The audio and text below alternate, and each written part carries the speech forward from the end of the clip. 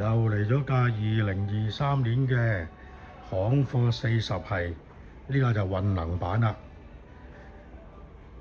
行貨喺二手市場咧，就真係比較少見。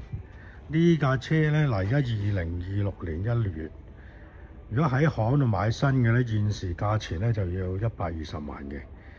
咁行同水又有咩分別咧？當然啦，即係保養先啦。第一個呢個就5年嘅原廠保養。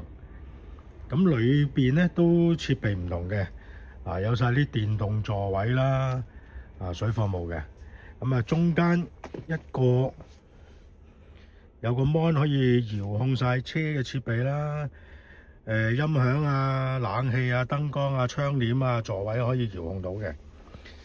咁後邊有個 mon 啦，可以睇嘢啦。同埋呢一代咧就日式天窗。點樣日式天窗法咧？係側邊咁樣開嘅，就有別於上一代嘅一塊大玻璃。咁呢個就我覺得都實用啲嘅。中間咧就有埋呢個開門嘅遙控啦、燈光遙控啦咁樣嘅。咁除咗有呢個實體窗簾啦，我哋嘅實體布嘅窗簾啦，另外咧仲有遮光嘅太陽簾，係啦，撳呢度有遙控到，遙控器又遙控到，上邊撳掣都遙控到嘅，係啦，車頭大 mon 啦，咁電子波棍啦，有抬頭顯示器啦，有埋冷暖座位，咁樣喺最凍嗰幾日同埋夏天咧都照顧得到噶啦。咁呢個 Highbit 咧就顧名思義咧就即係慳油好多嘅，就為到可能普通版過100公里呢架嚟講咧就過1都得噶啦。睇睇個車身先，